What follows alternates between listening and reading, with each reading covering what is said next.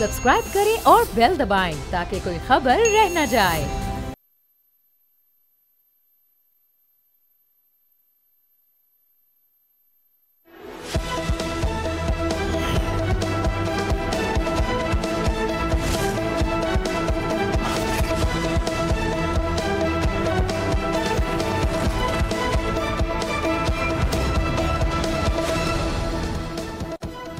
अस्सलाम वालेकुम, प्रोग्राम में खुशामदीद। मैं हूं अब्सा कोमल। एक तरफ हुकूमती इत्तेहाद ने कामयाबी से खैबर पख्तूनख्वा हुकूमत के साथ सेनेट इलेक्शन में मामला तय करके 5 सीटें हासिल कर लीं, तो दूसरी तरफ गवर्नर खैबर पख्तूनख्वा मुसलसल बयानात दे रहे हैं। अब उन्होंने कहा कि अदम एतमाद लाना हमारा जमहूरी हक है। हमने पहले भी कहा था कि 5 सेनेटर्स बनाएंगे तो बनाकर दिखाए, अब अदम एतमाद लाएंगे। सुनिए गवर्नर खैबर पख्तूनख्वा की गुफ्तगू। देखिए, हमने पहले भी कहा था हम 5 सेंटर बनाएंगे, हमने बना के दिखाया। अभी भी कह रहे हैं इंशाल्लाह अदम एतमाद करके दिखाएंगे। माजी में भी कहा था कि जब हमारी इमरान खान के खिलाफ हमने एतमाद लाया था, हमने कहा था हम करके दिखाएंगे। आप ही कहते थे कि नहीं हो सकता, कर दी, तो इंशाल्लाह आपको सुबह में भी करके दिखाएंगे। दूसरी तरफ पाकिस्तान तहरीक इंसाफ है जो एहतजाजी तहरीक के लिए तैयारियां कर रही है। बताया यह गया कि नुक्ता अरूज 5 अगस्त को होगा इस एहतजाज का, मगर अगर देखा जाए तो अभी तक कोई वाज़े लाहे अमल सामने नहीं रखा गया। इस पर आज पीटीआई के सूबाई सदर जुनेद अकबर ने एक नई बात कह दी है। उन्होंने कहा कि महमूद अचकजई इस तहरीक की फैसला साजी करेंगे। अब ये एक तरफ इबहम नजर आता है कि इसकी आखिरकार फैसला साजी किसके हाथ में होगी, क्योंकि पार्टी की तरफ से बाकायदा ये कहा गया था कि पीटीआई ही इस एहतजाज को लीड करेगी, बिलखुसूस इमरान खान साहब जेल से इसको लीड करेंगे। साथ ही हम देख रहे हैं कि पीटीआई की सीनियर क़यादत पर 9 मई के मुकदमात में सजाएं और नाअहली का सिलसिला भी जारी है। आज भी मुतअद्दिद रहनुमाओं को इलेक्शन कमीशन ने नाअहल करार दिया। एक तरफ ये पीटीआई के हालात हैं, दूसरी इत्तेहाद जो खुद को बहुत पुरएतमाद दिखा रही है। ऐसा लेकिन लगता है कि सब कुछ नॉर्मल नहीं है। जो तज्ज़िये सामने आ रहे हैं उनसे ऐसा नज़र आ रहा है कि हुकूमत के लिए भी कुछ मुश्किलात मौजूद हैं। आज सीनियर सहाफ़ी सुहेल वड़ाइच ने अपने कॉलम में दावा किया कि एक तरफ ये नज़रिया ताकत पकड़ रहा है कि सदर मुमलिकत आसिफ जरदारी और शहबाज हुकूमत रियासत के लिए एजाज़ नहीं बल्कि बोझ है। जब तक रियासत से ये सियासी बोझ उतारा नहीं जाता उस वक्त तक रियासत खुशहाली और तरक्की की तरफ सफ़र नहीं कर सकती। सुहेल वड़ाइच ने कहा कि जो फैसला कुन ताकतवर हैं वो भी सिविलियन सदर और सिविलियन काबीना से बहुत ज़्यादा खुश नहीं है, मगर वो समझते हैं कि सिविलियन सेटअप को चलाना और उन्हें साथ लेकर इज्तिमाई फैसले करना ही रियासत के लिए इस वक्त बेहतरीन रास्ता है। हम जानने की कोशिश करेंगे आज के प्रोग्राम में कि क्या ये निज़ाम यूं ही चलता रहेगा या इसको अंदर से इसके लिए ख़तरात ज़रूर मौजूद हैं, जैसा कि अपने कॉलम में सुहेल वड़ाइच साहब बात कर रहे हैं। और पहले हम प्रोग्राम में पाकिस्तान तहरीक इंसाफ का मौक़िफ़ जानेंगे, जिसके लिए हमारे साथ रऊफ़ हसन साहब मौजूद हैं। रऊफ़ साहब, बहुत बहुत शुक्रिया आपके वक्त के लिए। सबसे पहले तो हम आपके सामने रखना चाहेंगे गवर्नर खैबर पख्तूनख्वा का स्टेटमेंट, जिसमें वो कहते हैं कि हमने 5 सेनेटर्स तो बनाकर दिखा दिए, लेकिन अब अदम एतमाद को कामयाब करके भी दिखाएंगे। आपसे मैं ये जानना चाहूँगी कि अगर खैबर पख्तूनख्वा हुकूमत के खिलाफ अदम एतमाद आती है, कामयाब भी हो जाती है, तो उसके बाद फिर पीटीआई के लिए मजीद रास्ते बंद नहीं हो जाएंगे इस निज़ाम के? आप कैसे देखते हैं उनके स्टेटमेंट को? थैंक यू अफसा, बहुत मेहरबानी आपकी। देखिए, जब से ये इन्होंने डाका डाला है हमारी रिजर्व सीट्स के ऊपर, उसके बाद मेरा ख्याल है कि ये गवर्नर केपी का 1,44,572वां बयान है। सो मेरा उनको एक ही जवाब है, बढ़ के मारना छोड़ें और जाएं, मूव करें। That's it. लेकिन रऊफ साहब, अगर कामयाब हो जाती है अदम एतमाद, इस JUI के साथ उनकी इंगेजमेंट्स हैं हुकूमत की और एक ये ऑन कार्ड्स तो है गवर्नमेंट के लिए, तो आप लोगों की पीटीआई की जो एक राब्ता रहता था या इस निज़ाम के अंदर शामिल होने का, बिलखुसूस इस्टेब्लिशमेंट जिससे आप बात करना चाहते हैं, उनके लिए एक पीटीआई की तरफ देखना, खैबर पख्तूनख्वा एक सूबे के अंदर पीटीआई की हुकूमत जहाँ पर सिक्योरिटी की भी बहुत मामलात हैं, उस वजह से मुमकिन होता था। अगर आपकी हुकूमत घर जाती है खैबर पख्तूनख्वा की, तो फिर क्या पोजीशन रहेगी पीटीआई की? देखिए अफसा, आपने फिर वही सवाल दोहरा दिया है, लेकिन कॉन्टेक्स्ट आपने चेंज कर दिया है। पिछले 2 साल से, खासकर 8 फरवरी के बाद से, जब से ये इलेक्शंस हुए हैं, आपने देखा है कि हर गैर आईनी और गैर कानूनी तरीके से इन लोगों ने डाके डाले हैं। 8 फरवरी के डाके के बाद हर चीज़ के ऊपर इन्होंने डाका डाला है। अगर उस कॉन्टेक्स्ट में देखा जाए तो ठीक है, मतलब ये करके देख लीजिए, कोशिश करके देख लें। जहाँ तक पीटीआई का सवाल है, बेसिकली हमें पूरा यकीन है कि ये हमारी गवर्नमेंट को टॉपल नहीं कर सकते, लेकिन खुदा न ख्वास्ता ये डाका डालने के कॉन्टेक्स्ट में अगर ये दोबारा कामयाब हो भी जाते हैं तो उस सिलसिले में फिर पीटीआई जो है वो अपनी जो स्ट्रैटेजी है, जो जिस तरीके से हमने आगे बढ़ना है वो उसको डिवाइस करेगी। और मेरा नहीं ख्याल कि इस स्टेज के ऊपर हम उसको डिस्कस करेंगे पब्लिक फोरम में, जब टाइम आएगा तो देखेंगे। इस वक्त तो सिर्फ मैं रिपीट करता हूँ, गवर्नर साहब से मेरी तरफ से अर्ज कर दीजिए कि बढ़ के मारना छोड़ दें और अब जो उन्होंने vote of no confidence move करना है वो करें। कल का इंतजार क्यों है, आज करें। ये नहीं कामयाब हो सकते, इस तरह बढ़ के मारते रहेंगे। आप भी यही हैं, मैं भी यही हूँ, हम देखेंगे 10 दिन के बाद, 20 दिन के बाद, महीने के बाद भी डिस्कस करें। लेकिन ये बात आप रऊफ साहब किस बुनियाद पर ये एतमाद है आपका कि किसी सूरत के टॉपल नहीं कर सकते? आपके अपने हलकों में जो लोग मौजूद हैं उनकी वफादारियों के हवाले से भी तो सवाल है। सेनेट इलेक्शन में मामला तय किए गए और हुकूमत खुद भी इस बात का क्रेडिट लेती है कि हमने हॉर्स ट्रेडिंग होने से रोकी, यानी लोग मौजूद थे जो एक तरह से बिकने को तैयार थे। बीबी, मैं बार बार आपसे वही अर्ज कर रहा हूँ, 2 सवाल के बाद तीसरा सवाल भी आपने उसी कॉन्टेक्स्ट में पूछ लिया है। मैं ये अर्ज कर रहा हूँ कि जो इन्होंने करना करके देख लें, ये बढ़ के मार रहे हैं और हमें अपने जो हमारे जो लोग हैं असेंबलीज में बैठे हुए उनके ऊपर 150% कॉन्फिडेंस है कि उनमें से कोई नहीं जाएगा, हमारे साथ खड़े हैं। और जो जहां तक रहा कि जी हमने इनके साथ सेटल किया है दोनों ने मिलकर, तो ये पहली दफा नहीं हुआ। आपको याद होगा कि पंजाब में भी जो सेनेट के इलेक्शंस थे वो इसी तरीके से हुए थे और उसकी बड़ी वजह ये है कि सेनेट के इलेक्शंस जब भी होते हैं करोड़ा रुपया चलता है। ये नासूर है, एक नासूर बन चुके हुए हैं सेनेट के इलेक्शन दोनों। और इसलिए इसको खत्म करने के लिए, इस नासूर को खत्म करने के लिए हमने कहा कि जिसका जो हक है वो, या तो ये है ना कि ये हमने कोई डील इनके साथ की होती कि जी 6 की जगह हम 3 के ऊपर इत्तेफाक कर लेते। हमने अपनी जो सीट्स थी, हमारी सेफ सीट्स थी, वो सब हमें सिक्योर की और इनकी जो रिलेटिवली सेफ सीट्स थी वो भी इन्होंने सिक्योर की है। किसी हमारा कम से कम अपने लोगों के ऊपर बिल्कुल lack of trust and confidence नहीं है, एक बंदा भी नहीं ये तोड़ सकेंगे। ये कोशिश करके देख लें। हम बिल्कुल we are very comfortable with the kind of majority that we have in the provincial assembly. अब एक तरफ ये खैबर पख्तूनख्वा हुकूमत का मामला है, दूसरी तरफ 9 मई के केसेस और उसमें सज़ाओं के बाद नाअहलियों का मसला है। अहमद चट्ठा और मलिक अहमद बचर जो को ECP ने नाअहल करार दे दिया है। रऊफ साहब, अब आपसे ही जानना चाहूँगी कि गंडापुर साहब को CM बनाया गया, आपकी जमात में ये बात ज़ुबान ज़द आम थी कि वो इस्टेब्लिशमेंट और PTI के दरमियान पुल का किरदार अदा करेंगे। अभी तक कोई किरदार तो नहीं अदा किया, लेकिन PTI की नज़रों में, आपके कारकुनों की नज़रों में अलबत्ता बहुत वो कंट्रोवर्शियल हो चुके हैं गंडापुर साहब। अब ये नाअहलियों का भी एक सिलसिला जारी है, तो PTI फिर सड़कों के अलावा दूसरा कोई ऑप्शन नहीं देखती, या फिर खैबर पख्तूनख्वा हुकूमत अगर कायम रहती है तो वो एक ही फोरम आप लोगों के पास मौजूद होगा? देखिए अफसा, आपका सवाल जो है ना वो थोड़ा सा ज़रा वन साइडेड है। जितने भी सवाल है वो वन साइडेड है। मैं कहता हूँ कि इसी सवाल में अगर आप पहले ऐड करती कि 8 फरवरी को डाका डाला गया, रिजर्व सीट्स के ऊपर डाका डाला गया। मैं प्री इलेक्शन बात ही नहीं कर रहा कि किस तरीके से हमारा इन्होंने सिंबल जो था वो लिया, किस तरीके से हमारे नॉमिनेशन पेपर सबमिट ना होने दिए वगैरह वगैरह। 8 तारीख को डाका डाला गया, रिजर्व सीट्स के ऊपर डाका डाला गया। हमने जो इंटर पार्टी इलेक्शंस कराया वो उसके ऊपर अभी तक इलेक्शन कमीशन बैठा हुआ है, वो बैठा हुआ। अब इन्होंने जिस तरीके से ये बाकी के जो काम कर रहे हैं, मतलब जिसका जो आप कोर्ट्स की बात कर रही हैं, सवाल ये खड़ा होता है कि ये इस तरीके से आइन और कानून की पामाली क्यों कर रहे हैं? क्या ये जो सजाएं हैं वो ठीक दी जा रही हैं? क्या 4 महीने का जो टाइम दिया था सुप्रीम कोर्ट ने वो ठीक है? क्या वो जूरिस्प्रूडेंस की जो टेनेट्स है क्या उनके मुताबिक है? वो सवाल तो ये बनते हैं। ये तो रऊफ साहब तज्जिया हो सकता है और इसमें हमने मुताबिक प्रोग्राम्स भी किए हैं। उसका बार जो है वो आप PTI, मुझे अगर आप इजाजत दें मैं एक चीज को कॉन्टेक्स्ट में रख दूं। सर, इस तज्जिये की बुनियाद पे हमने बहुत से प्रोग्राम्स किए हैं कि ये रिजर्व सीट्स का फैसला क्या दुरुस्त हुआ? एक सेकंड, इलेक्शंस में क्या मुनसिफाना माहौल था? हुकूमत के बंदे जो है वो ला के बिठाए हैं, उनसे ये सवाल किया है कि जी आपने डाका क्यों डाला? सर, हमने पूछा है, कितने लोग आपने बिठाए हैं? आपने ये पूछा कि क्यों आपने हमारे रिजर्व सीटें चोरी की? कितने लोग आपने बिठाए? मुझे बताइए, मैं हाजिर हो जाता हूं। आपकी इत्तलात के लिए जरूर ये बात सामने रख देती हूँ कि इस बुनियाद के ऊपर हमने हुकूमत से बात किया, उनकी मुतनाज़े कानून साजी के हवाले से भी किया और आपके बाद भी नून लीग के एक रहनुमा होंगे और हमारे पास इसी किस्म के सवालात उनके लिए होंगे। आपसे सिर्फ PTI का मौक़िफ़ जानने के लिए प्रोग्राम आपका देख लूं, मुझे पता चले कि आप उनसे किस किस्म के सवालात करती हैं। ये तो ओपन एंड शट केस है जिस तरीके से डाके डाले जा रहे हैं। सेगमेंट जरूर देखिएगा रऊफ साहब। मैं अगला सवाल आपसे पूछूंगी, जरूर देखूंगा लाहे अमल के हवाले से। अब PTI का लाहे अमल और आपकी फैसला साजी सवाल तो हम हुकूमत से नहीं कर सकते, तो 5 अगस्त की तारीख अहम है पाकिस्तान तहरीक इंसाफ के लिए। लाहे अमल अभी तक क्यों सामने नहीं आ सका? एहतजाज के लाया अमल जी आ चुका हुआ है हमारा, हम उसको पब्लिक नहीं करेंगे।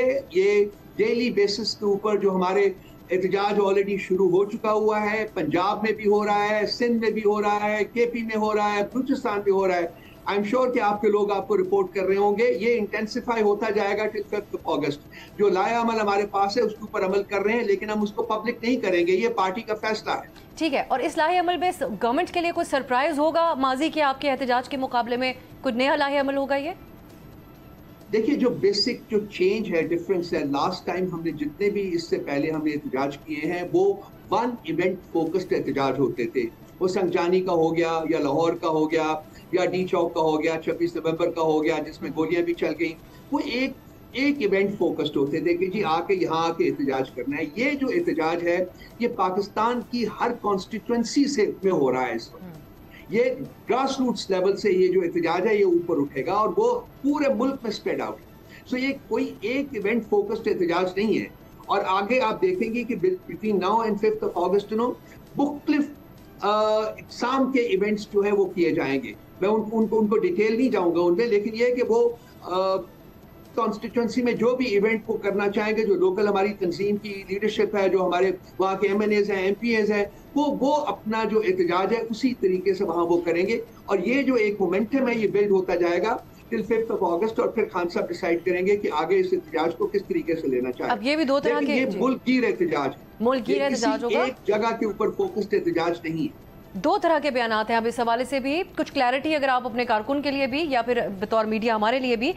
जुनेद अकबर साहब आप कहते हैं कि तहरीक तहफ़्फ़ुज़ आइन इसको लीड करेगी, एहतजाज को महमूद अचकज़ई साहब फैसले करेंगे। तो आप लोग दूसरी तरफ कहते हैं कि खान साहब इसको जेल से लीड करेंगे, तमाम फैसला साजी उनकी होगी। तो हम इस तहरीक के फैसला साजी के लिए अचकज़ई साहब से रब्ता करें या PTI से रब्ता करें? ये जो पुरअमन एहतजाज है, जो मुल्की पुरअमन एहतजाज है, ये PTI का एहतजाज है। इसके फैसले तमाम जो है वो खान साहब कर रहे हैं, पार्टी कर रही है। Okay, number 1। नंबर 2, जो तहरीके तहफ़्फ़ुज़ आइन पाकिस्तान का जो हमारा इत्तेहाद है उसमें PTI भी शामिल है, बाकी जमातें भी हैं। वो पाकिस्तान में आइन, कानून और जमहूरियत की बहाली के लिए काम कर रहे हैं और वो भी प्लेटफॉर्म हम इस्तेमाल करेंगे। लेकिन जहाँ तक ये जो है आइन, कानून और जमहूरियत की बहाली के साथ साथ जो खान साहब की रिहाई है, ये PTI का एहतजाज है। ये PTI जो है इसको लीड करेगा और इस सिलसिले में फैसले जो वो PTI करेगा। तो यानी जो दीगर जमातें हैं तहरीक तहफ़्फ़ुज़ में, एक तो शायद खाकान साहब का एक व्यू है, वो ये बात कहते हैं कि मकसद एक लीडर की रिहाई हो तो तहरीक कभी कामयाब नहीं होती। बेशक वो तहरीक तहफ़्फ़ुज़ में इस वक्त शामिल नहीं है, लेकिन पहले आप लोगों के साथ बैठते रहे हैं। इस पर गौर हो सकता है कि इसको ब्रॉडर लेवल का एहतजाज किया जाए ताकि दीगर अपोजिशन जमातें भी इसमें मिल जाएं। अरसा दराज हुआ शायद खाकान अब्बासी साहब जो है वो वर्चुअली अपने आप को अलहदा कर चुके हुए हैं उस इत्तेहाद से। उनकी स्टेटमेंट्स आप देख लीजिए, वो आजकल कहीं और बातचीत कर रहे हैं। वो कुछ और चेंजेस आपको नजर आएंगी, उसमें वो एक मेजर एलिमेंट के तौर के ऊपर सामने आएंगे। सो उनकी स्टेटमेंट जो है वो कोई रिलेशनशिप नहीं रखती है कि क्या हमने करना है क्या नहीं करना, बिकॉज बेसिकली ही डिसोसिएटेड हिमसेल्फ फ्रॉम द इत्तेहाद जिसकी आप बात कर रहे हैं। ठीक है, और फिर अगर आप कहना चाहें कि वो क्या हुकूमत के साथ हुकूमती हलकों की तरफ जा रहे हैं, किधर बातचीत करें, अगर इस पर कुछ कहना चाहें आप तो। बीबी जो मैंने कह दिया वो बहुत कह दिया, मेरा ख्याल बहुत इंटेलिजेंट है, उसमें से अपनी मीनिंग निकाल लीजिएगा, वो कहीं और देखें। ठीक है, अब इमरान खान साहब के साहिबजादों ने अमेरिका में जो एंगेजमेंट्स की उसमें रिचर्ड ग्रेनेल से उनकी मुलाकात, फिर रिचर्ड ग्रेनेल का ट्वीट, इससे पहले भी वो मुतअद्दिद बार ये बात कर चुके हैं। लेकिन रऊफ साहब ये वही लोग हैं जिनसे उनकी मुलाकात हुई, इमरान खान साहब के बेटों की, जिनसे आरिफ अलवी साहब, जुल्फी बुखारी और दीगर लोग एंगेज कर चुके हैं पहले। इस बार इमरान खान के बेटों का अमेरिका में मुलाकातें करना, आप लोग कुछ मुख्तलिफ इसका रिजल्ट एक्सपेक्ट कर रहे हैं? देखिए, हम ये जो हमारा जो एक पॉलिटिकल स्ट्रगल है, हमारी जो पॉलिटिकल जद्दोजहद है, सियासी जद्दोजहद, ये हमारी पाकिस्तान के अंदर रह के हम ये जद्दोजहद कर रहे हैं। इस सिलसिले में हम किसी बाहर के मुल्क से जो है किसी किस्म की कोई मदद जो है PTI एक पार्टी की हैसियत से ना हमने मांगी है ना हम मांगेंगे। जहाँ तक रहा सुलेमान साहब और कासिम साहब का, तो वो एक उनके वालिद साहब पिछले 2 साल से बेगुनाह कैद है और जो उनके ऊपर किया जा रहा है, जिस तरीके से उनको जेल में रखा गया हुआ है, वो भी सबके ऊपर वाजे है। मैं तो आप सब मीडिया के लोगों को कितनी दफ़ा अर्ज कर चुका हूँ और बल्कि अब हम लोगों ने उनको भेजा भी है कई आपको पता है कि आपके मीडिया के कॉलीग्स जा चुके हैं, उनको भी नहीं मिलने दिया गया क्योंकि बहुत कुछ छुपाने को है। तो वो लाजमी बात है कि उनके वालिद साहब को इस हालत में देख के वो कंसर्न है, अमेरिका गए हैं। बिल्कुल उन लोगों से भी मुलाकात हुई है जिनसे पहले भी कुछ थोड़ी सी मुलाकात जो आए भी हैं, लेकिन और भी बहुत से लोगों से उनकी मुलाकात हुई है। तो एक वो मोमेंटम जनरेट करने की कोशिश कर रहे हैं। उसके बाद अब देखते हैं, क्योंकि ये फैमिली का मसला है, ये पीटीआई का प्रॉब्लम नहीं है, इसलिए हम डिसाइड करने वाले नहीं है, ये फैमिली डिसाइड करेगी कि वो पाकिस्तान आना है या कब आना है या नहीं आना, ये सब फैमिली डिसाइड करेगी। जब वो फैमिली डिसाइड करेगी, हमारे पास पहुंचेगा तो हम आप लोगों के साथ भी शेयर करें। बहुत बहुत शुक्रिया रऊफ हसन साहब, हमारे साथ मौजूद थे। नाज़रीन, एक ब्रेक की तरफ जाते हैं, उनका मौक़िफ़ एक ब्रेक के बाद।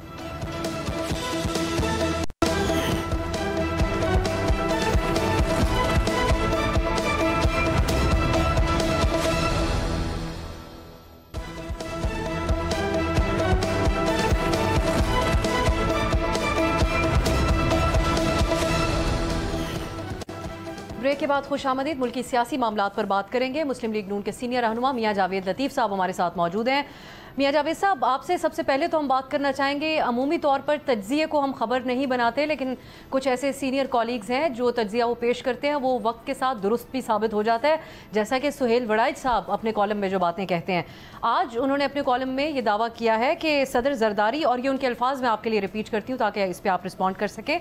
सुहेल साहब कहते हैं कि सदर जरदारी और शहबाज हुकूमत रियासत के लिए एक एजाज़ नहीं बल्कि बोझ है। इनकी गलतियों और कोताहियों की बाकायदा चार्ट शीट बनी हुई है और फैसला कुन ताकतवर लोग जो हैं वो भी सिविलियन सदर और काबीना से खुश नहीं हैं, लेकिन वक्ती तौर पर इसी निज़ाम के तहत चलना एक ऑप्शन समझा जा रहा है। आपसे मैं ये जानना चाहूँगी कि आप लोगों को एक वक्ती तौर पर एक इक्तफ़ा ऐसा बज़ाहिर नज़र आता है कि इस हुकूमत के ऊपर किया हुआ है, वो भी मजबूरी के तहत, तो इस बात का इदराक या एक सोच पाई जाती है आप लोगों की जमातों के दरमियान के इस वक्त हालात उतने भी नॉर्मल नहीं हैं आप लोगों के लिए जितना जाहिर किया जा रहा है?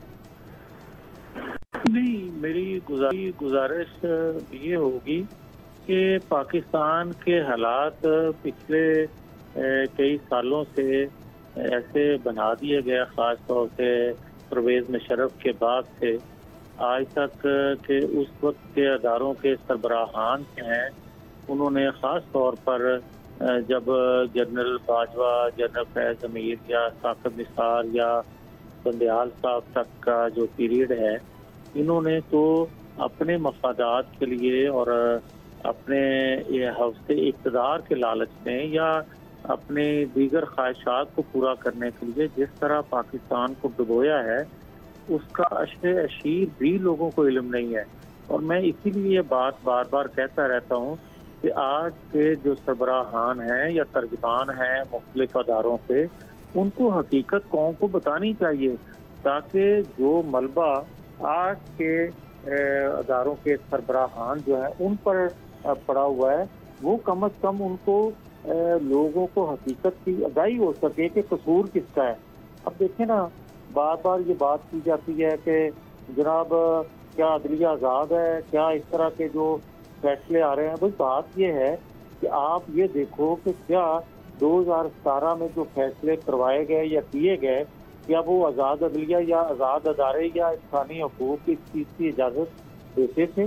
और क्या आज जिस बंदे के हवाले से या जिस जमात के मखसूस लोगों के हवाले से ये बात की जा रही है कि ये क्या इंसाफ है, तो भाई ये कोई बता देना कि क्या ये इंसाफ है कि आप IMF को खत लिखो, क्या ये इंसाफ है कि आप लॉबिंग फर्म हायर करके रियासत के खिलाफ आप लॉबिंग करो या रियासत को नुकसान पहुंचाने की? ये पाकिस्तान की हिस्ट्री में इससे पहले कभी जो तज्जिया मैंने आपके सामने रखा मियां साहब, वो तो आपकी हुकूमत यानी काबीना और सदर मुमलिकत हुकूमती इत्तेहाद के हवाले से है सुहेल वड़ाइच साहब का, और उनकी कारकर्दगी की बुनियाद पर ये बात वो कर रहे हैं अपने तज्जिये में। मैं यही बात कहना चाहता था आपसे कि देखें, जिन हालात में 18 माह की हुकूमत बनी या आज साल 1.5 साल होने को है जो हुकूमत बनी हुई है, क्या जिन मसाइल का मैं जिक्र कर रहा था या जिन साजिशों का जिक्र कर रहा था उसमें रहते हुए वो परफॉर्म करेंगे? और उसमें रहते हुए क्या आपकी मईशत की हालत और क्या आपकी मईशत को देखते हुए आलमी कुव्वतें और वो कुव्वतें आपके हमसाये में हों या दूर हों, जिस तरह आपको दबोचने के चक्कर में थी, क्या उससे अंदाजा नहीं आपको होता कि पाकिस्तान कितना कमजोर बना दिया गया था या दिखाया जा रहा था। और उसके होते हुए, उस माहौल के होते हुए, उस हालात के होते हुए सरवाइव करना, ये सबसे बड़ी एक बात है। अब आगे जो बात आप कहना चाहती हैं या पूछना चाहती हैं सुहेल वड़ैच साहब के हवाले से, आप ये किस जमानत के तहत मियां साहब आप लोग बेफिक्र हैं इस निज़ाम के हवाले से, या ये फिक्र मौजूद है आपके हलकों के दरमियान कि कुछ भी हो सकता है, कोई चार्जशीट सामने आ सकती है किसी भी वक्त? देखिए, बात यह है कि जहाँ तक चार्जशीट का तल्लक है, चार्जशीट तो उन पे भी बन जाती है जिन्होंने एटमी तजुर्बा किया हो, पाकिस्तान को एटमी कुव्वत बढ़ाया हो, चार्जशीट उन पे भी बन जाती है। आपको याद होगा चार्जशीट उनके खिलाफ भी बना दी जाती है जो CPEC अनाउंसमेंट करने चीन का प्रेसिडेंट आ रहा होता है और 126 दिनों का धरना दिलवा दिया जाता है। चार्जशीट को फिर बनानी हो तो सादक और अमीन किसी को बना दिया जाता है और सादक और अमीन के करीब जो हो उसको चोटा को बना दिया जाता है। ये बातें कोई अनहोनी नहीं होती पाकिस्तान के अंदर कि ऐसा हो नहीं सकता, या मुझे ये बताएं ऐसे होता नहीं आया। मगर ये बात एक जरूर है कि देखें जिन हालात से पाकिस्तान गुजर रहा है या जिन हालात से अदारों के सरबराहान सर जोड़ के वो किसी अदारे का सरबराह हो या ताकतवर हो या इंसाफ फराहम करने वाला हो या सिविलियन अदारे का सरबराह हो, ये सारे मिल के पाकिस्तान को इस गर्दाब से निकालने की पोजीशन में हो सकते हैं। मगर इनको भी ये चाहिए कि वो जो सीनियर पॉलिटिशियन है, मैं आपके भी प्रोग्राम में 1-2 दफा पहले अर्ज कर चुका हूँ कि उनको सीनियर पॉलिटिशियन जिनकी क्रेडिबिलिटी है उनको आप और उनमें किरदार नमाया, उसका एक रद्द अमल आ गया है। मियां साहब, आपने हमारे पिछले प्रोग्राम में भी ये बात की थी कि पाकिस्तान के अपोजिशन के जो बड़े रहनुमा हैं, और आपने नाम लिए थे महमूद खान अचकजई साहब, अख्तर मेंगल साहब, शाह महमूद कुरैशी साहब, इन जैसे रहनुमा मियां नवाज शरीफ साहब से मुलाकात करें, उनसे रब्ता करें और कोई हल निकालें।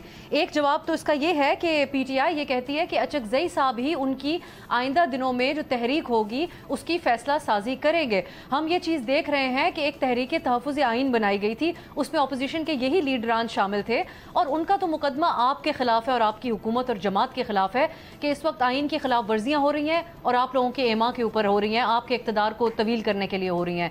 सो उनका क्या कॉमन ग्राउंड है मियां साहब से कि उनसे मुलाकात करने के लिए आएंगे?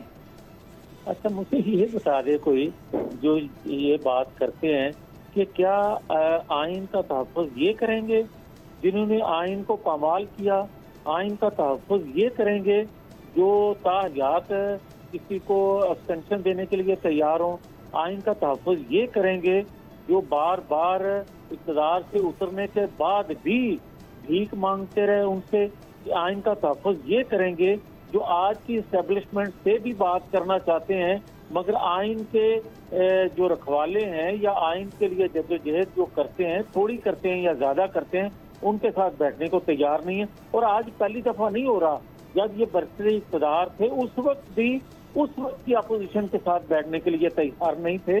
तो इनको आप मतलब मुझे नहीं समझ लगती कि किस तरह इनको सीरियस लिया जाता है या किस तरह ये बात कर लेते हैं कि हम आइन के तहफ़्फ़ुज़ के लिए तहरीक चलाएंगे। जिन्होंने आइन को खुद पामाल किया हो उनसे आइन के तहफ़्फ़ुज़। हाँ, अच्छा, जई साहब की बात आप दुरुस्त कह रहे हैं।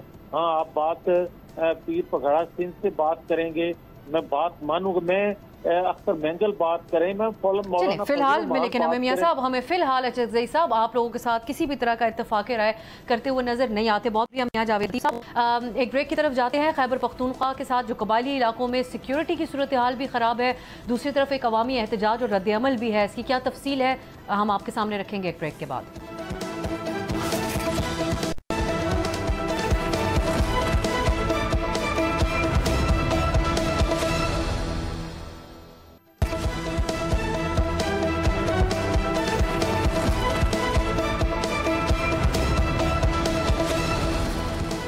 ब्रेक के बाद खुशामदीद। एक तरफ सिक्योरिटी फोर्सेस कबायली इलाकों में दहशतगर्दों की मौजूदगी की इत्तलात की बुनियाद पर कार्रवाइयां कर रही हैं। बताया यह जाता है दहशतगर्द रिहायशी इलाकों में मौजूद हैं और सिविलियंस को मुख्तलिफ मौके पे एक शील्ड के तौर पे भी इस्तेमाल कर रहे हैं, जिसकी वजह से सिक्योरिटी इदारों को कार्रवाइयों में सख्त चैलेंजेस का सामना है। दूसरी तरफ हम देख रहे हैं DPO बन्नू सलीम अब्बास, जिन्होंने इस हवाले से वजाहत देते हुए कहा कि दहशतगर्द बच्चों और मकामी अफराद को बतौर ढाल इस्तेमाल कर रहे हैं, जिसकी वजह से ऑपरेशन के दौरान सिविलियन जानों का नुकसान हो रहा है। सुनिए DPO की गुफ्तगू। 200 से 250 जो खवाती हैं वो इस टाइम पे मीरान पुलिस स्टेशन की हदूद है उसमें मौजूद हैं। सबसे ज्यादा प्रॉब्लम हमें ये आ रही होती है कि वहाँ पे आवाम मौजूद होती है या छोटे बच्चे मौजूद होते हैं। ये हमेशा उनके दरमियान में नाकाबंदी करेंगे, किसी ऐसी डेजर्टेड जगह के ऊपर जहाँ पे इनके साथ एंगेजमेंट हो और कोलैटरल डैमेज का खतरा ना हो, वो बिल्कुल भी नहीं करेंगे। तो उसकी वजह से हम इसको बड़े अच्छी हिकमत अमली के साथ डील करते हैं। आवाम को मैसेज पहुँचा दिया जाता है कि आप जो दुकानें हैं वो बंद कर दें या बच्चे जो है वो घरों के अंदर चले जाएं, ताकि एंगेजमेंट अगर स्टार्ट हो तो उसके अंदर कोई कोलैटरल डैमेज ना हो। अब इस बारे में आज की बड़ी पेशरफ्त ये है कि वादी तीरा में कलअदम TTP के खिलाफ एक तारीखी धरना दिया जा रहा है, जिसमें कबायली मिशरान, उलमा और मकामी अफराद की एक बड़ी तादाद शरीक है और शुरका ने अपने कुरान पाक रखकर सरों पर अस्करियत पसंदों के इनखला और देर पा आमन का मुतालबा किया है। अब ये हालात किस तरफ जाएंगे जब हम देखते हैं कि वज़ीर आला खैबर पख्तूनख्वा और जो सूबाई हुकूमत है वो एक तरफ किसी भी तरह के ऑपरेशन की मुखालफत कर रहे हैं, साथ ही ये भी मुतालबा किया जा रहा है कि ड्रोन्स का इस्तेमाल न किया जाए दहशत गर्दों के खिलाफ। सुनिए अली अमीन गंडापुर ने इस हवाले से क्या गुफ्तगू की थी चंद पहले। ड्रोन के जरिए जो इस वक्त कार्रवाइयां की जा रही हैं दहशतगर्दों के खिलाफ, अब तो दहशतगर्दों ने भी वो वाला तरीकाकार इख्तियार कर लिया और वो भी कॉप्टर ड्रोन के जरिए हमले कर रहे हैं हमारे ऊपर। तो इसके अंदर आम शहरियों की शहादतें होती हैं और ये लगातार ये बार बार ये चीज हो रही है। तो हम सबने मिलकर फैसला किया है कि ड्रोन के जरिए जो है कोई कार्रवाई सूबे में दहशतगर्दों के खिलाफ नहीं की जाएगी। एक वादे पैगाम है कि किसी तरह का कोई भी ऑपरेशन जो है इस सूबे में ना हम इजाजत देंगे और न ही हमें काबिल कबूल है। दहशत गर्दों के खिलाफ ये जो कार्रवाइयाँ हैं इसमें एक अदम एतमाद क्यों देखने में आ रहा है और उसको कैसे दूर किया जा सकता है, इस पे हम बात करेंगे। हमारे साथ मौजूद हैं सीनियर सहाफ़ी और तज्ज़ियाकार ताहिर खान साहब। ताहिर साहब, बहुत बहुत शुक्रिया आपके वक्त के लिए। बहुत मुतज़ाद इत्तलात रही वादी तीरा में जो सूरत हाल बनी, फिर जो एहतजाज हुआ उस सब के हवाले से, और आप देख रहे होंगे बिलखुसूस भारत के अंदर भी इस मामले को अब तरह तरह के रंग देकर रिपोर्ट किया जा रहा है। आपसे मैं ये जानना चाहूँगी क्या हक़ाइक़ आप हमारे सामने रख सकते हैं। इस ये जो एक एहतजाज की एक सूरत हाल बनी और इसके अंदर जो हमने देखा जो शक्ल इस एहतजाज से इसके बाद बन गई इस एहतजाज की, इसमें जो बच्ची जाँ बहक हुई उस सूरत हाल ने किरदार अदा किया या पहले से मौजूद था ये एक सेंटिमेंट? लेकिन एक चीज़ जो मैं क्यों काफ़ी सारी चीज़ें तो आ गई है, बयानात भी आ गए, वाक़या भी हो गया, उसके बाद जिरगा भी हो गया, मामलात कुछ ठंडे भी हो गए। लेकिन जो ताज़ा आज का हुआ है, एक मार्च लोगों ने की है तीरा में और उनका यही था कि हम जो ग्रुप्स हैं शिदत पसंद उनके पास जाएंगे कि वो यहाँ से चले जाएं। तो ये जो एक नई पेचीदगियाँ पैदा हुई है इस जंग में, वो जो करदम तंजीमें हैं उनके लोग जो मुख्तलिफ ग्रुप्स हैं वो अब आबादियों में आ गए हैं, आबादियों में आ गए हैं। और पहले तो चलो पहाड़ों में थे तो आपको मालूम था या वो कभी हमला कर लेते सड़क के किनारे, जो कि अभी भी जारी है। लेकिन ज़्यादा जो एक चैलेंज बन गई है वो उनका आबादी में आना। आबादी में जब ड्रोन उनके खिलाफ होता है या कार्रवाई होती है तो उसमें सिविलियन की कैजुअल्टीज हुई भी है, होती भी है और ख़तरा भी होता है। आपको याद होगा ईद के तकरीबन 1-2 दिन बाद जवड़ में TTP के लोगों ने, करदम TTP के लोगों ने खुद वीडियो वहाँ पर सोशल मीडिया पे एक वीडियो वायरल हो गई और उसमें लोगों से वो बात कर रहे हैं, वहाँ लोगों से क्रिकेट खेल रहे हैं। तो जाहिर बात है गर्मी में लोगों का आना जाना ज़्यादा होता है। रिवायत है कि माजी में भी अगर रूसियों के खिलाफ जिहाद था और बाद में अगर अमरीकियों के खिलाफ जंग थी तो लोगों को आना जाना ज़्यादा, यानी जंग में शिद्दत जो होती थी वो गर्मियों में होती थी। तो इस वजह से गर्मियों में इनके तश्कील भी ज़्यादा होते हैं और उनकी एक स्ट्रेटजी, इनके हिकमत अमली भी होती है कि जाकर के वहाँ पे ठहरें, वहाँ पे जाएं। तो ये जो एक तीरा वाला जो मसला हुआ है वो यही बच्ची का आपने सवाल किया, मैं इसलिए थोड़ा सा आपको बता रहा था कि ये जंग वक्त के साथ कितना ये मुश्किल बनता जा रहा है। तो बच्ची ज़ख्मी हुई और बाद में वो फोत हुई है। तो एहतजाज था, एहतजाज तो आप लोगों को मेरे ख्याल में हक भी दें, क्योंकि एहतजाज आप उनकी बात सुने, आप उनको बिठाएं। सिविलियन की कैजुअल्टीज़ को हर सूरत में अवॉइड इसलिए करना पड़ेगा कि अगर एक जंग तो आपकी है ग्रुप्स के खिलाफ तो आपकी जंग है, लेकिन अवाम के मतलब अवाम ये महसूस ना करे कि उनके लोग इसमें मुतासिर हुए हैं और उनको फिर बिठाना चाहिए, उनको बात करनी चाहिए। रियासत के खिलाफ अवाम तो नहीं लड़ते ना, और न कोई लड़ सकता है। तो लिहाजा जब इस तरह नाजुक सूरत हाल पैदा होती है तो मेरे ख्याल में उसको बड़े हिकमत के साथ, बड़े वो हसासियत को देख करके, वहाँ के लोगों की कल्चर को, उनकी रिवायात को, तो मेरे ख्याल में मामला इतने पेचीदा नहीं होंगे। अवामी सतह की बात है, मकामी लोगों के हवाले से एक ये इदराक सोसाइटी के अंदर भी आपको नज़र आता है कि लोगों के दरमियान मौजूद हैं ये दहशतगर्द, और हमने यकीनन वो वीडियोस देखी हैं जहां वो पर बाज़ारों में वो घूमते फिरते हैं और उनकी एक बहुत प्रेजेंस नज़र आती है लोगों के दरमियान।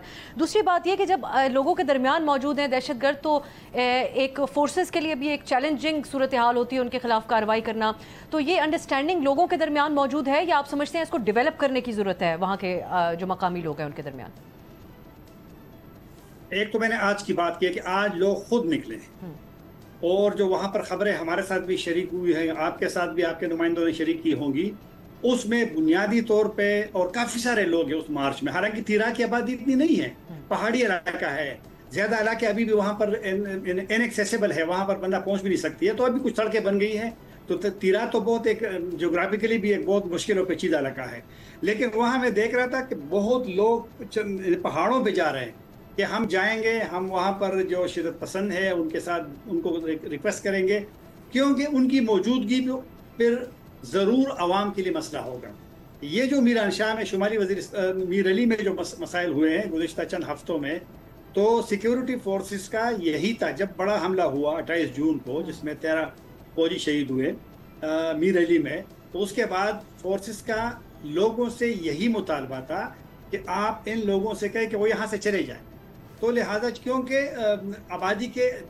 आबादी में आपके लिए ऑपरेशन करना, अब ड्रोन का इस्तेमाल आ गया है, ड्रोन का इस्तेमाल करना वो तो एक मुश्किल भी है और पेचीदा भी है कि आपका अगर जिसको आपने निशाना बनाना है वो एक तो आप, लेकिन वो कई वीडियो आपने देखी होंगी कि मोटरसाइकिल पे हैं वो लोग जा रहे हैं और उसके खिलाफ ऊपर से ड्रोन इधर इधर इधर और वो आबादियों में जा रहे हैं। तो बड़ा एक मुश्किल मरहला, लेकिन अब तो इम्तिहान तो है, अब तो फोर्सेस के लिए चूंकि चैलेंज बढ़ गया है, तो किस तरीके से इसको डील किया जाए ताकि लोग ये जो ताहिर साहब ये जो ड्रोन्स के इस्तेमाल की आप बात करें, क्योंकि गंडापुर साहब ने भी इसकी मुखालफत में बात की और ये एक मौजू बना हुआ है वहाँ पर ड्रोन्स का इस्तेमाल इस वक्त। लेकिन हम देखते हैं कि दहशतगर्द भी बड़े इक्विप्ड हैं, क्वाड कॉप्टर्स के जरिए कार्रवाइयाँ करते हैं। तो इस सारी सूरत हाल के अंदर एक तरफ ये तमाम टेक्नोलॉजी इस्तेमाल करे, दूसरी तरफ जो सिक्योरिटी फोर्सेज हैं वो इसका इस्तेमाल ना करें, इस हवाले से आप कैसे देखते हैं उसको? नहीं, इस्तेमाल न करने की बात को नहीं करता, जाहिर बात है टेक्नोलॉजी के साथ साथ। तो आपने अब ये जो इंडिया पाकिस्तान का था तो ड्रोन उसमें मेन फैक्टर रहा। मसला है कि इस्तेमाल से कोई आपको नहीं रोकता, इस्तेमाल का मतलब है कि आपको सिविलियन निशाना ना बने। लेकिन मैंने कहा कि सिविलियन का जब ये होता है तो मसला ये होता है कि जब लोग आबादियों में आते हैं, और आपने खुद कहा कि उनके वो सड़कों पर जाते हैं। मौलाना फजलुर रहमान के बेटे असद महमूद को लकी मरत और DI खान के मेन रोड पे 4 बजे रोका गया। 4 ये खुद उसने मुझे बताया। आधे घंटे उसके साथ डिस्कशन होती रही, या बाहर आ जाए, हमारे साथ जाएंगे, ये करेंगे वो करेंगे। तो इसका मतलब है कि वो एक तो इनकरेज हो गए हैं, वो सड़कों पे आ गए हैं, और दूसरी बात यह है कि आबादी में है, तो आबादी में बड़ा एक मुश्किल है कि आप किस तरीके से उनको टारगेट करेंगे। जब ड्रोन के भी फायर होता है दोनों जानिब से, तो उसमें सिविलियन की ज्वेलरीज का खतरा होता है, सिविलियन की ज्वेलरीज हुई है। अब ये देखना है कि किस तरीके से, यानी ये जो आज वाली जो मार्च है इसमें जो मैं बार बार जिक्र कर रहा हूँ कि अगर ये उनकी बात माने अवाम की और ये वहां से चले जाएं पहाड़ों में या जहां से वो आते हैं, तो शायद ये सिविलियन की ज्वेलरी का खतरा फिर इतना नहीं है। आपकी नज़र में ताहिर साहब कितना चांस है कि जो मकामी लोग हैं, जो मशरान हैं, जो अस्करियत पसंदों दहशतगर्दों से इस वक्त आप कहते हैं कि इस मार्च के जरिए रिक्वेस्ट कर रहे हैं और उनसे बात करेंगे कि वो यहाँ से चले जाएं, तो ये दहशतगर्द उनकी बात सुने और यहाँ से चले जाएं, आपकी नज़र में इसका कितना चांस मौजूद है? ये जो मार्चेस होते हैं, मुजाहिरे है, और ये जो धरने होते हैं ऐसे जी, ये एक पैगाम होता है सबके लिए, और पैगाम का यही मतलब होता है कि सबसे ज्यादा इस जंग में आम लोग मुतासिर हुए हैं, उनको घरों से निकलना पड़ा। 2014 की ऑपरेशन आपको याद होगा, लाखों लोग शुमाली वजीरिस्तान से बड़े मुश्किल हालात में वहाँ से निकल गए। हम खुद जाते थे बनू, वहाँ लोगों से कतारों में हम देखते तो हमें अफसोस होता था कि कितने जवान लाइन में खड़े हैं और उसके लिए खुराक के लिए। सवात मुझे याद है, आपको भी याद होगा, आप भी सहाफ़ी हैं, मरदान में थे, मरदान मेरा इलाका है, हम जाते थे उनके कैंपों में, तो लाखों लोग कैंपों में होते। लोग अब तैयार नहीं है किसी भी सूरत में कि वो अपने घर नहीं छोड़ेंगे। और जून वाला 2014 का जो लास्ट बड़ा ऑपरेशन था वो जून में था, सख्त गर्मी में था। ये जो धरने होते हैं, ये दोनों को पैगाम होता है कि आपकी लड़ाई में आम लोगों का नुकसान ना हो। हाँ, ये आपकी बात दुरुस्त है कि इस लोगों के जिस तरह के आज बार बार बात कर रहा हूँ मुनासिब नहीं लगता, यही पैगाम लोगों ने धरनों के और एहतजाज और मार्चेस के जरिए शिद्दत पसंदों को भी दिया है कि आप लोग यहाँ पे एक निकल जाएं। लेकिन आपको पता है आम आदमी क्या कर सकता है? आम आदमी बंदूक वाले को, जिसके पास बंदूक है, जिसके पास कुछ जैकेट है, जिसके पास रॉकेट लॉन्चर है, और अभी जो क्वाडकॉप्टर की आपने बात की है ये भी आ गई है, तो फिर आम बंदा कैसे कह सकता है किसी बंदे को कि आप यहाँ से निकल जाएं? लेकिन अब मसला चूंकि पेचीदा है तो हल की तरफ तो जाना पड़ेगा कि इस मसले का हल है क्या, क्योंकि इस वक्त तक तो हल हमें ज़ाहिर नजर नहीं आ रहा। लेकिन आप इस मार्च की तरफ देख रहे हैं, आपको फिर भी कोई ना कोई नतीजा इसके जरिए नजर आता है जो आज वादी तीरा में एहतजाज हो रहा है? अगर लोगों जिस तरह टीटीपी वाले कभी कभी कहते हैं दीगर ग्रुप्स कि उनका अवाम से कोई लेना देना नहीं है, लेकिन अगर अवाम कहते हैं कि नुकसान उनको पहुंच रहा है, जब अगर कर्फ्यू लगती है, जाहिर बात है कि मूवमेंट के लिए तो कभी कभी वो होता है, हालांकि कर्फ्यू में आम लोग मुतासिर होते हैं, आम लोग को तकलीफ होती है। और फिर ये इलाके तो इस्लामाबाद तो नहीं है ना, लाहौर तो नहीं है कि वहाँ पर जनाब हर चीज़ मौजूद है, वो बड़ी बड़ी मार्केटें हैं और आप जा करके सामान ला करके वहाँ पर स्टोर करें। वो तो छोटे छोटे इलाके हैं और फिर बड़े मुश्किल है मंडियों से सामान पहुँचना, ये चीज़ें सब। तो ये मैसेजेस सबको होता है, लेकिन बदकिस्मती ये है कि मेरे ख्याल में अवाम की इस एहसासात को, इन जज्बात को, उनके मुतालबात को लोग शायद नहीं सुनते। इसी वजह से सिविलियन की कैजुअल्टीज भी हो रही है और इसी तरह आम लोग ज्यादा मुतासर हो रहे हैं इस जंग में। बहुत बहुत शुक्रिया ताहिर खान साहब, आपने प्रोग्राम के लिए वक्त निकाला। दहशतगर्दी का खात्मा तो हर सूरत इस वक्त जो है वो बहुत ज़रूरी है, लेकिन हमने देखा कि पाकिस्तान में फोर्सेस की और अवाम दोनों ने अपनी जानें कुर्बान की इस दहशतगर्दी के खिलाफ लड़ते हुए। क्या एक एतमाद साजी की जाएगी ताकि आगे जो भी इकदाम रियासत का हो उसमें उनको मुकम्मल ताउन अवाम का और जो मकामी लोग हैं उनका हासिल हो? ये हमें आने वाले दिनों में देखना होगा। आज के लिए इजाज़त दीजिए, खुदा हाफिज़।